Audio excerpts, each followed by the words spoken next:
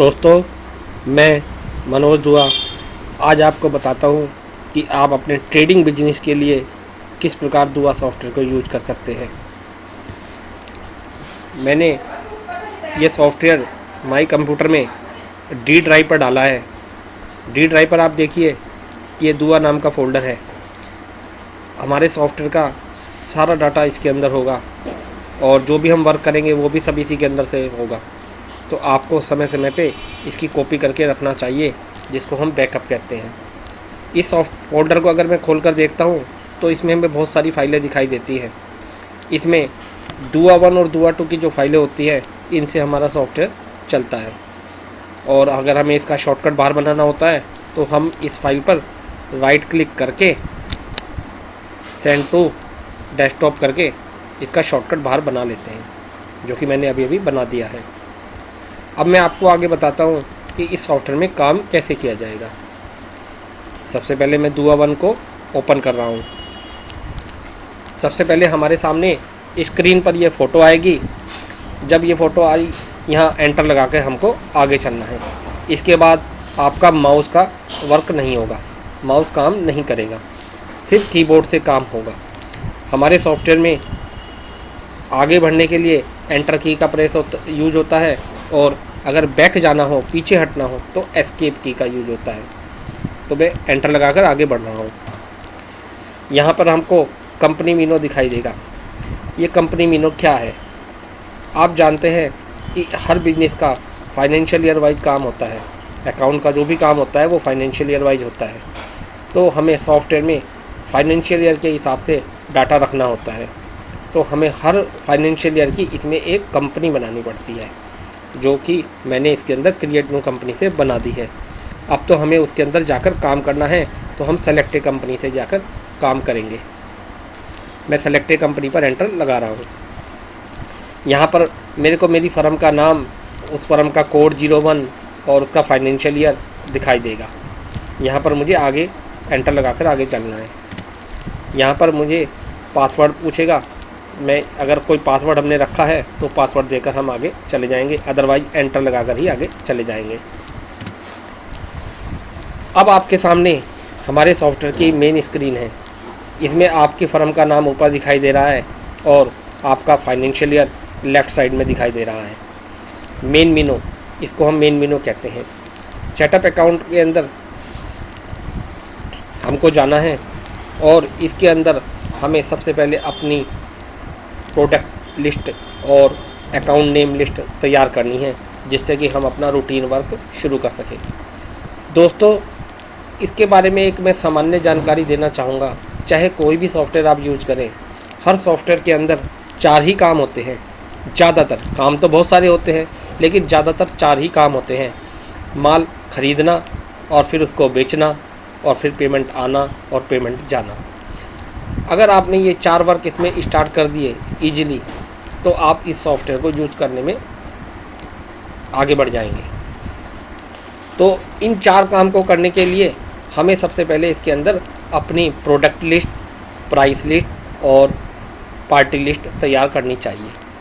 इसका हमें ये बेनिफिट होता है कि जब हम ये रूटीन के 4 काम करते हैं तो उस समय हमें लिस्टें अवेलेबल हो जाती है और हम उन लिस्टों में से अपनी आइटम सेलेक्ट करके आगे बढ़ के जल्दी जल्दी वर्क कर सकते हैं।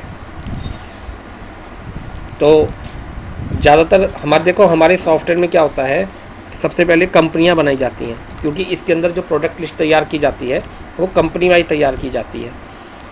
अगर आपके यहाँ कोई विशेष कंपनी का काम नहीं है, जनरल प्रोडक्ट्स हैं, तो आप एक जनरल नाम की कंपनी बनाकर उसमें सारे प्रोडक्ट बना सकते हैं। तो सबसे पहले मैं यहाँ कंपनी की लिस्ट तैयार कर रहा हूँ। मैंने यहाँ पर एंटर लगाया तो मेरे सामने कंपनी की लिस्ट आ जाएगी। आप देखिए इसके अंदर ऐड कंपनी नाम का ये पॉइंटर मुझको दिखाई दे रहा है। मैं यहाँ पर एंटर लगा रहा हूँ। ऐड कंपनी पर मैंने एंटर लगाया। मैंने अपनी कंपनी का नाम लिख दिया पार्ले।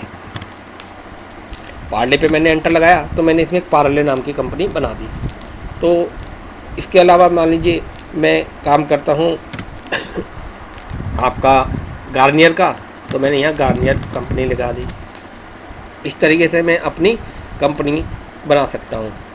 इसमें नई कंपनी ऐड करने के लिए ऐड कंपनी पर एंटर लगाना पड़ता है, और पिछली कंपनी को एडिट और डिलीट करने के लिए हमें उसके ऊपर जाना पड़ता है। डिलीट करने के लिए हम उसके ऊपर जाकर डिलीट का बटन दबाकर उसे डिलीट कर सकते हैं। यहाँ से बैक जाने के लिए मुझे एस्केप की प्रेस करनी होगी। अब मुझे इसकी प्रोडक्ट लिस्ट तैयार करनी है, तो मैं 9 नंबर में जाऊँगा, यहाँ पर एंटर लगाऊँगा। यहाँ मेरे से ये पूछेगा कि किस कंपनी के प्रोडक्ट लिस्ट आप तैयार करना चाहते हैं। मैं यहाँ पर एंटर लगाऊँगा तो मुझे वही लिस्ट दिखाई देगी जो मैंने अभी अभी तैयार करी है। एक एग्जांपल के लिए मैंने इसमें से पार्ले सेलेक्ट की है। तो अब यहाँ पर जितनी भी मैं प्रोडक्ट लिस्ट तैयार करूँगा वो सब पार्ले कंपनी के प्रोडक्ट माने जाएंगे। तो यहाँ पर भी देखिए, यहाँ पर लिखा हुआ है to add new product press enter here. यहाँ मैं एंटर लगा रहा हूँ। यहाँ मेरे से पूछेगा प्रोडक्ट नेम, जो भी आपके प्रोडक्ट हो वो यहाँ पर बना सकते हैं। एग्जांपल के लिए मैं लिख देता हूँ पार्ले जी। अब आप देखिए पार्ले जी छोटी पैकिंग में भी आता है, बड़ी पैकिंग में भी आता है, उससे बड़ी पैकिंग में भी आता है। तो हमें जितनी पैकिंगों में पार्ले जी आता है उतने ही प्रोडक्ट हमको तैयार करने होते हैं। हर आइटम अलग साइज के अनुसार तैयार होगा। यहाँ मैंने पार्ले जी के बराबर में लिख दिया कि ये 20 ग्राम वाला है, या मैं लिख सकता हूँ ये 2 रुपये बिक्री वाला है। इस तरीके से भी मैं लिख सकता हूँ, जिसमें आपको सुविधाजनक लगे आप वो नाम यहाँ पर रख सकते हैं। एंटर लगाकर मैं आगे जा रहा हूँ। अब पैकिंग भी वही है। अगर पैकिंग मैंने मान लीजिए प्रोडक्ट नेम के साथ ही लिख दिया तो मुझे यहाँ लिखने की आवश्यकता नहीं है, लेकिन मुझे यहाँ पर डैश ज़रूर देना होगा, कुछ ना कुछ पैकिंग ज़रूर देनी होती है। अगर मैं चाहता तो मैं यहाँ भी 2 रुपये लिख सकता था, पार्ले जी के बराबर में 2 रुपये ना लिखता, लेकिन मैंने पार्ले जी के साथ ही लिख दिए हैं। मैं यहाँ डैश लगाकर आगे जा रहा हूँ। जनरली आप लोग जानते हैं कि जितने भी हमारे प्रोडक्ट बिकते हैं वो सब केसेज में आते हैं, और किसी प्रोडक्ट का 10 पीस का केस होता है, किसी प्रोडक्ट का 24 पीस का केस होता है, किसी का 36 पीस का केस होता है। तो हमें यहाँ बताना होता है कि ये जो पार्ले जी है 2 रुपये वाला ये कितने पीस का केस है। तो अगर अब ये मान लीजिए ये 20 पीस का केस है तो यहाँ 20 लिख देते हैं, और अगर यहाँ पे 40 पीस का केस है तो यहाँ 40 लिख देते हैं, और फिर आगे चले जाते हैं। यहाँ पर हमको बताना होता है कोमोडिटी नेम। कोमोडिटी नेम मतलब यहाँ पर एंटर लगाएंगे तो हमको एक लिस्ट दिखाई देगी। देखिए अभी लिस्ट खाली है, इसमें कुछ नहीं दिखाई दे रहा है। तो अगर मुझे लिस्ट बंद करनी है तो एस्केप करके मैं यहाँ बंद कर रहा हूँ। कोमोडिटी क्या चीज़ है आप जानते हैं, गवर्नमेंट जो हमारे बिजनेस में टैक्स लगाती है वो वस्तुओं के अनुसार लगाती है कि मेडिसिन पे इतना टैक्स है, फूड आइटम पे इतना टैक्स है, कॉस्मेटिक पे इतना टैक्स है, लोहे पे इतना टैक्स है, पेपर पे इतना टैक्स है, स्टेशनरी पे इतना टैक्स है। तो हमको ये बताना होता है व्हाट इज़ पार्ले जी। पार्ले जी क्या है? तो पार्ले जी क्या है? एक कन्फेक्शनरी आइटम है।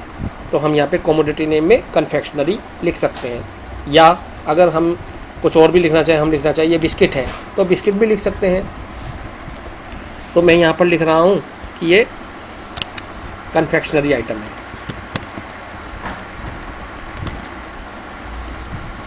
अब मैं यहाँ पर एंटर लगाऊंगा। तो जैसे ही मैंने कन्फेक्शनरी लिखकर एंटर लगाया तो नीचे इसने मुझको मैसेज दिया, this commodity name does not exist, press A to add it. ये मतलब यह कमोडिटी नेम मौजूद नहीं है, अगर आप इसे लिस्ट में ऐड करना चाहते हैं तो ए दबाइए। तो मैं यहाँ पर ए दबा रहा हूँ। ए दबाने से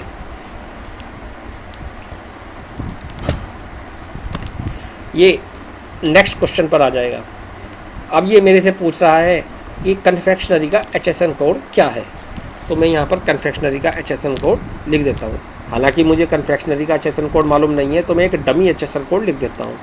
मान लीजिए मैंने इसका HSN कोड लिख दिया 9870, और मैं चाहूँ तो 8 अंकों का भी लिख सकता हूँ। 4 अंकों का ज़्यादातर 4 अंक ही लिखे जाते हैं।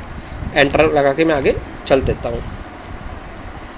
इसके साथ साथ देखो मैं एक चीज़ आपको बताता हूँ कि अगर मैं गलती से आगे वाले क्वेश्चन पर आ गया हूँ और मुझे पीछे वाले क्वेश्चन पर जाना है तो मुझे अप एरो की का यूज़ करना होगा। अप एरो मतलब ये जो तीर के निशान वाले बटन होते हैं जिसमें ऊपर वाला बटन होता है उसे हम अप एरो कहते हैं। तो अप एरो बटन दबाकर मैं पीछे जा सकता हूँ और एंटर की लगा कर मैं आगे चल देता हूँ। अब मुझे ये बताना है कि कन्फेक्शनरी ये SGST परसेंटेज कितनी है, CGST परसेंटेज कितनी है, IGST परसेंटेज कितनी है। तो मैंने यहाँ पर लिख दिया कि इस पर अगर इस पर 12% टैक्स है तो मैं यहाँ 6 लिखूँगा, यहाँ भी 6 लिखूँगा और यहाँ 12 लिख दूँगा। इस तरीके से मैं इसकी लिस्ट तैयार कर सकता हूँ। अब मेरा क्वेश्चन अगले क्वेश्चन पर आ गया, फिक्स डिस्काउंट। कुछ लोग ये चाहते हैं कि जब भी मैं पार्ले जी 2 रुपये वाला के आइटम का बिल बनाऊँ तो ये डिस्काउंट परसेंटेज अपने आप आ जाए। तो उन लोगों के लिए है कि वो यहाँ अपना डिस्काउंट सेट कर सकते हैं, तो बिल बनाने के समय वो डिस्काउंट आ जाएगा। आप चाहें तो उसे बिल के समय बदल भी सकते हैं। अब मैं इसमें आगे चल रहा हूँ। मेरा नेक्स्ट क्वेश्चन आया आइटम ग्रुप। आइटम ग्रुप में अभी आपको कुछ नहीं करना, एंटर लगाना है। यहाँ पर ग्रुपों की लिस्ट आएगी और इसी में आपको आगे बढ़ा चल देना है। फिर भी मैं आपको बता देता हूँ कि आइटम ग्रुप क्या है। आइटम ग्रुप क्या होता है कि जैसे एक पार्ले कंपनी है, मान लीजिए वो बिस्किट भी बनाती है, चिप्स भी बनाती है, और कभी आपको कहती है कि भाई पार्ले जी के बिस्किटों की सेल बताइए मुझे कितनी है। तो बिस्किट में मान लीजिए आपके 20 आइटम है और आपके चिप्स में मान लीजिए भी 40 आइटम है या 10 आइटम है। तो आप यहाँ पे उनके ग्रुपिंग बना सकते हैं। तो जब आप इसकी रिपोर्टिंग देखेंगे तो पार्ले कंपनी में ये आपसे पूछेगा किस ग्रुप की रिपोर्ट देखना चाहते हैं, चिप्स की देखना चाहते हैं या बिस्किट की। तो सिर्फ उन्हीं प्रोडक्टों की सेल दिखाएगा जिस ग्रुप का आपने सेलेक्ट किया है। अभी आपको ज़रूरत नहीं है तो मैंने आपको यहाँ एंटर लगाकर आगे चल दिया। अब देखिए आगे जो ये क्वेश्चन आ रहे हैं इनमें आपको चार्ट कॉलम नंबर का यूज़ ज़्यादा नहीं पड़ेगा, होलसेल मार्जिन का यूज़ ज़्यादा नहीं पड़ेगा। एंटर लगा के मैं आगे चल रहा हूँ। ये क्वेश्चन पैकिंग इन ग्राम ये उन लोगों के लिए यूज में आता है जो टी वगैरह सेल करते हैं, मतलब चाय की पत्ती का काम जैसे करते हैं। तो उसके अंदर क्या होता है कि किलो में हमको जो है कंपनियों को रिपोर्ट देनी होती है।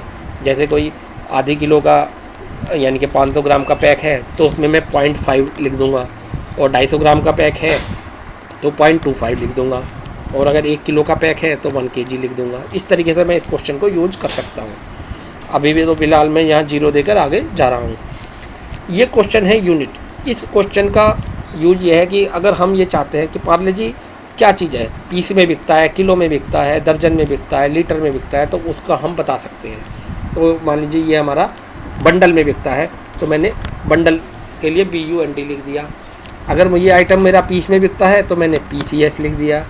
अगर मान लीजिए मेरा ये आइटम दर्जन में बिकता है तो मैंने DOZ लिख दिया। इस तरीके से मैं इस क्वेश्चन का यूज कर सकता हूँ। तो मैं इसको पार्ले जी 2 रुपये है, ये बंडल में बिकता है तो मैंने बंडल लिख दिया।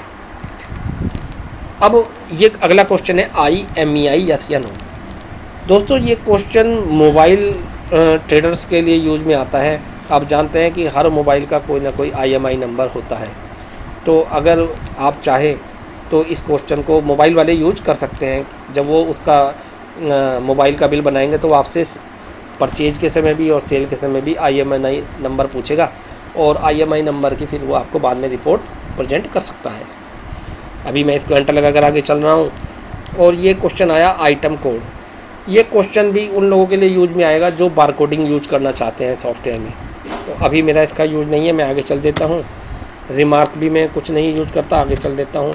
अब मैं आपके लास्ट क्वेश्चन पर आ गया हूँ, यस या नो। मतलब ये लास्ट क्वेश्चन है। देखिए आप जैसे ही ये लास्ट क्वेश्चन पर हम एंटर लगाएंगे ये प्रोडक्ट सेव हो जाएगा। ये मैंने एंटर लगाया तो ये प्रोडक्ट मेरा सेव हो गया।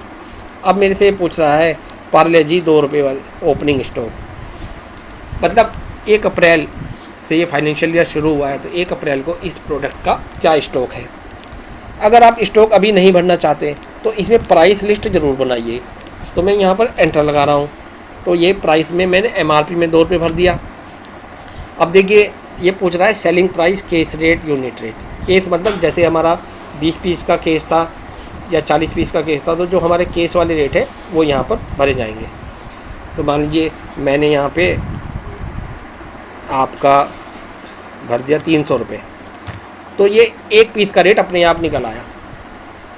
मतलब ये केस क्वांटिटी से भाग करके यूनिट रेट बना लेता है। देखिए यहाँ पर एक विशेष ध्यान देने वाली बात यह है कि यहाँ पर आपको जो रेट लिखने हैं वो बिफोर GST लिखने हैं, मतलब टैक्स घटा के। जैसे आपका 12% वाला प्रोडक्ट है तो 300 डिवाइडेड बाई 1.12 1.12 इस तरीके से भाग करके आप बेसिक रेट बना सकते हैं। यहाँ पर आप ओपनिंग स्टॉक भर सकते हैं, अगर आप रखना चाहें केसेज में भी भर सकते हैं, यूनिट में भी भर सकते हैं। और अगर आप चाहते हैं कि जब मैं इस MRP का बिल बनाऊं तो कोई स्कीम इतने % आ जाए, इतने % डिस्काउंट आ जाए, पर पीस के अनुसार इतनी डिस्काउंट आ जाए, तो मैं यहाँ भर सकता हूँ। अगर आप स्टॉक भरते हैं और परचेज रेट भी भरना चाहते हैं, वैल्यूएशन जिससे निकल कर आ जाए, तो यहाँ केस के परचेज रेट और यूनिट के मतलब एक सिंगल पीस के परचेज रेट यहाँ भर सकते हैं। उसमें क्या क्या डिस्काउंट आया हुआ है वो यहाँ भर सकते हैं, क्या क्या टैक्स लग कर आया था वो यहाँ भर सकते हैं, जिससे हमारा नीचे नेट परचेज रेट बनता रहेगा। कुछ लोग 2-2, 3-3 प्राइस लिस्टें रखना चाहते हैं। अगर आप 300 रुपये जैसे हमारा केस रेट है, कोई दूसरी एक प्राइस लिस्ट बनाना चाहते हैं जिसमें आप 310 रखना चाहते हैं या 280 रखना चाहते हैं, तो वो यहाँ पर बना सकते हैं। ये 3 प्राइस लिस्टें हमारे सामने हैं।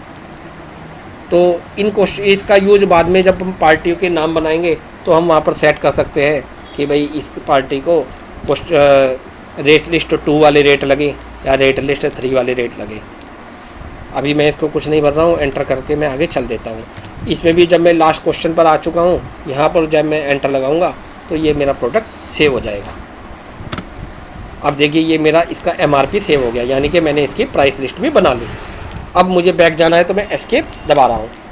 इस तरीके से देखिए आप अपने सॉफ्टवेयर में प्रोडक्ट लिस्ट तैयार कर सकते हैं। जब आपके पार्ले की प्रोडक्ट लिस्ट तैयार हो जाए तब यहाँ एस्केप करके दूसरी कंपनी गार्नियर चूज कर सकते हैं और यहाँ पर गार्नियर की प्राइस लिस्ट बना सकते हैं। अब मैं यहाँ से बैक जा रहा हूँ। अब मैं आपको बताता हूँ कि पार्टियों के नाम कहाँ तैयार होंगे। ये मेरा अकाउंट नेम में पार्टियों के नाम तैयार होंगे। यहाँ पर मैं एंटर लगा रहा हूँ। ये देखिए आपके अकाउंटों में बहुत सारे नाम होते हैं, अकाउंट होते हैं, सेल, परचेज, वैट, जो मैंने पहले ही तैयार कर दिए हैं। अगर आप ऊपर जाकर देखें तो ये सभी नाम आपको दिखाई देंगे। आपको मैं एक चीज़ बताना चाहूँगा कि आप इन अकाउंटों में कुछ भी चेंज मत करिए, कुछ इनको डिलीट मत करिए। आपको स्टार्टिंग के लिए शुरू में अपने पार्टियों के नाम जिनसे आप माल खरीदते हैं और जिनको माल बेचते हैं, आपको स्टार्टिंग उनको बना के कर देनी चाहिए। तो मैं नया नाम बनाने के लिए to add new account head पर एंटर लगा रहा हूँ। ये देखिए मेरे सामने ये ब्लैक विंडो आ गई है। सबसे पहला क्वेश्चन है मेरे सामने अकाउंट नेम। मैं यहाँ पर अपने कस्टमर का नाम भर देता हूँ। मान लीजिए मैंने यहाँ पर किसी मनीष प्रोविज़न स्टोर का नाम लिख दिया। एंटर लगाकर मैं आगे चलता हूँ। यहाँ मैं उसका एड्रेस लिख सकता हूँ। मान लीजिए मैंने लिख दिया न्यू मंडी मुजफ्फरनगर। और ये देखिए अब मैं अगले क्वेश्चन पर आ गया। ये देखिए मैंने 3 लाइन का एड्रेस दिया है, जितना आपको ज़रूरत हो आप उतना भर सकते हैं। नेक्स्ट क्वेश्चन मेरा आया है city for E way bill. अगर आप इस पार्टी का ई वे बिल बनाना चाहते हैं तो इसके स्टेशन का नाम यहाँ आपको दोबारा लिखना पड़ेगा, कि जिससे जब हमारा ई वे बिल बनेगा तो इसी क्वेश्चन से स्टेशन का नाम उठाएगा। तो मैं यहाँ पर भी मुजफ्फरनगर भर देता हूँ। यहाँ मैं इस पार्टी का पिन कोड भर सकता हूँ। यहाँ मैं डिस्टेंस भर सकता हूँ। अगर ये पार्टी आपके दूर स्टेशन की है तो आप इसके डिस्टेंस किलोमीटर में भर सकते हैं, जिससे कि ई वे बिल बनाने के समय यहाँ से डिस्टेंस उठा सके। यहाँ पर मैं स्टेट बताऊँगा कि ये मेरी पार्टी किस स्टेट की है। यहाँ मैं एंटर लगाऊंगा तो स्टेट की लिस्ट मिलेगी। ये मेरी पार्टी उत्तर प्रदेश की है तो मैंने उत्तर प्रदेश सेलेक्ट कर लिया। यहाँ मैं इसका फ़ोन नंबर दे सकता हूँ। यहाँ मैं इसकी प्लेस ऑफ सप्लाई दे सकता हूँ। प्लेस ऑफ सप्लाई में भी आपको स्टेट का नाम ही लिखना चाहिए।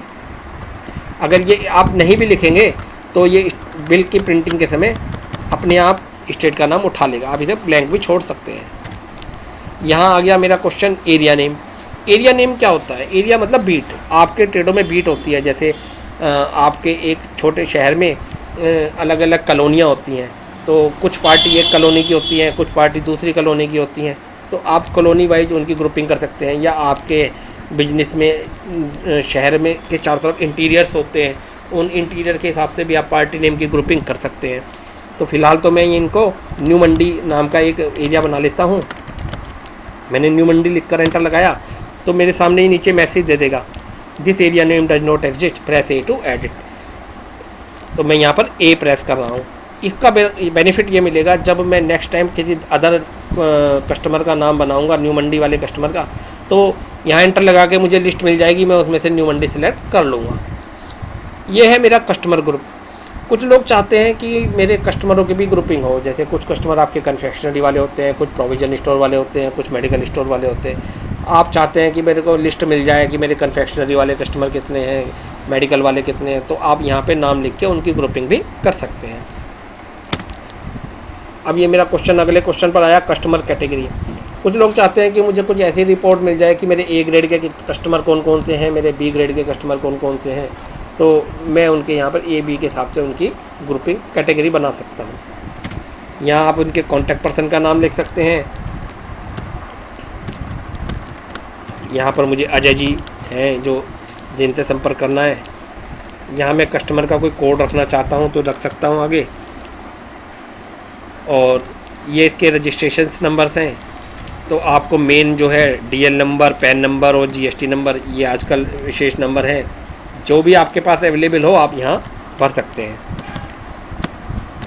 देखिए मैं इसका जीएसटी नंबर भर रहा हूँ।